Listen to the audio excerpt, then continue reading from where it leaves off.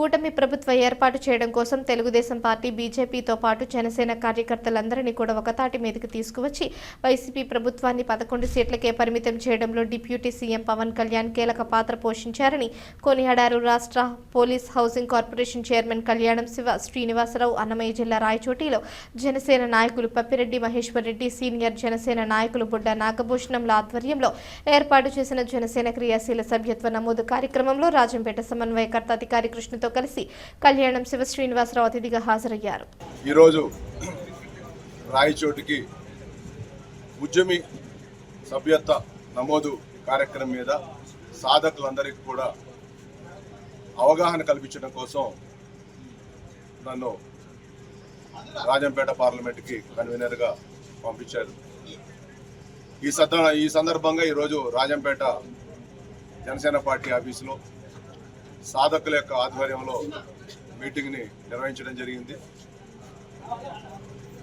2014 నుంచి పవన్ కళ్యాణ్ గారు పార్టీ పెట్టిన నాటి నుండి ఈ రోజు దాకా భావితరాల భవిష్యత్తు ఎలా ఉండాలి అనే దాని మీదే ఆయన యొక్క ఆలోచన ఉంటుంది. జనసేన పార్టీకి బలోపేతం ఎప్పుడు కూడా జన సైనికులు, వీర మహిళలే.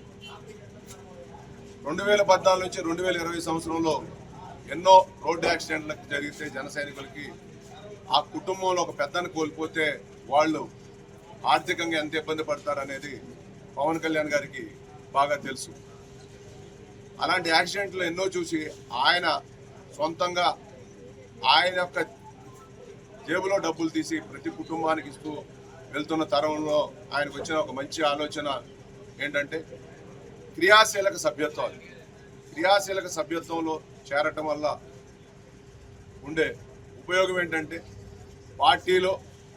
పార్టీలో ఒక కుటుంబంలో జాయిన్ అయినట్టు వాళ్ళు, తద్వారా వాళ్ళకి ఎప్పుడన్నా రోడ్ యాక్సిడెంట్లో కనుక కుటుంబ సభ్యులు కనుక దూరం అయితే చనిపోయిన వ్యక్తులకి 5 లక్షల రూపాయలు, ఒకవేళ యాక్సిడెంట్ పాలై హాస్పిటల్లో ఉంటే వారికి ఒక 50,000 రూపాయలు అందే విధంగా ఆయన రూపకల్పన చేశారు.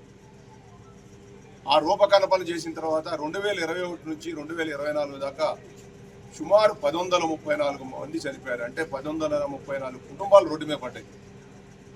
వారికి జనసేన పార్టీ తరపు నుంచి పవన్ కళ్యాణ్ గారు ప్రతి కుటుంబానికి 5 లక్షల రూపాయలు చొప్పున ఆ కుటుంబానికి ఆర్థిక ఆలంబనగా నిలబడే విధంగా చేశారు. తద్వారా ఆ కుటుంబాలన్నీ కూడా ఈరోజు చాలా ఆనందంగా, అంటే చనిపోయిన మనిషి లేకపోయినా కూడా, చనిపోయిన మనిషిని తీసుకురాలేకపోయినా కూడా వాళ్ళు ఆర్థికంగా నిలదొక్కుని వాళ్ళ పిల్లల్ని చదువులు చెప్పియటము, తద్వారా వాళ్ళు చిన్న చిన్న వ్యాపారాలు పెట్టుకొని దాని మీద ఆర్థికంగా ఎదగటం జరుగుతూ వచ్చింది. ఈరోజు పవన్ కళ్యాణ్ గారు 2024 దాకా క్రియాశీలక సభ్యులుగా, తర్వాత వాలంటీర్లని చేర్చిన వాళ్ళందరినీ వాలంటీర్గా అంటుంటే ఆయనకు నచ్చక ఆయన మొన్న శివరాత్రి రోజు ఈ నామకరణ చేశారు. జనసేన పార్టీలో ఉన్న జన సైనికులందరూ కూడా, వీర మహిళలందరూ కూడా ఉద్యమకారులే. కాబట్టి ఆ ఉద్యమకారులందరికీ కూడా ఉద్యమి అనే పేరు పెట్టి ఎవరైతే సభ్యత్వం తీసుకుంటారో వాళ్ళు ఉద్యమీలుగా, ఎవరైతే ఆ ఉద్యమీల్ని పార్టీకి దగ్గర చేసే క్రమంలో ఉండేవాళ్ళని ఆ వాలంటీర్స్ని సాధకులుగా ఆయన నామకరణ చేసి ఈరోజు ఈ కార్యక్రమాన్ని రేపు 26వ తారీఖు నుంచి క్రియాశీలక సభ్యత్వాన్ని రాష్ట్ర వ్యాప్తంగా మొదలు చేస్తున్న తరుణంలో ఈ 2వ రోజు నేను రాయచోటికి వచ్చాను. రాయచోటిలో కూడా ఉన్న 6 మండలాలు, దాంతోపాటు సుమారు 2000 గ్రామాలు ఉన్నాయి. జనసేన పార్టీ యొక్క అభిమానులు, జనసేన పార్టీ యొక్క ఓటు బ్యాంక్ చాలా ఉంది. వాళ్ళందరినీ కూడా రీచ్ అవ్వడం కోసం ఈ సాధకులందరూ కూడా రేపటి నుంచి ప్రతి గ్రామానికి వెళ్ళి ఆ గ్రామ స్థాయిలో వాళ్ళకు టెంట్ వేసుకొని, పోస్టర్ అవుట్ పెట్టుకొని అక్కడ డోర్ టు డోర్ క్యాంపెయిన్ చేస్తూ వేలాదిగా పార్టీలోకి ఉద్యమీల్ని జాయిన్ చేయాలని చెప్పేసి మన మీడియా మిత్రుల ద్వారా రాయచోటిలో ఉన్న జన సైనికులకి, సాధకులందరికీ కూడా నేను మీ తరఫున తెలియజేస్తున్నాను. పవన్ కళ్యాణ్ గారి యొక్క ఉద్దేశం ఒకటండి, అన్ని పార్టీల్లో వాళ్ళకున్న పరిచయాలతో పదవులు ఇచ్చుకుంటూ వెళ్తారు. కానీ రేపు రాబోయే రోజుల్లో మటుకు పవన్ కళ్యాణ్ గారు గ్రామ స్థాయి నుంచి మండల స్థాయి నుంచి పట్టణ స్థాయి నుంచి నియోజకవర్గ స్థాయి దాకా ఎవరైతే సాధకులు ఎక్కువ పార్టీ కోసం కష్టపడతారో వాళ్ళందరికీ కూడా ఆ యొక్క పార్టీ పదవుల్లో కానీ అలానే గవర్నమెంట్ పదవుల్లో కానీ వాళ్ళందరికీ కూడా వాళ్ళకు ఒక ముఖ్యమైన పాత్ర ఇవ్వాలనే ఉద్దేశంతో ఆయన కొత్తగా ఈ రూపకల్పన చేశారు. కాబట్టి సాధకులందరూ కూడా కష్టపడి పార్టీకి ఉద్యమీలందరూ ఎక్కువ మందిని జాయిన్ చేస్తారని చెప్పేసి పత్రికాముఖంగా రాయిపుచ్చోట్లో ఉన్న ప్రతి ఒక్క జనసేన పార్టీ నాయకుల్ని సాధకుల్ని కోరుకున్నారు. జై జనసేన, జై హింద్.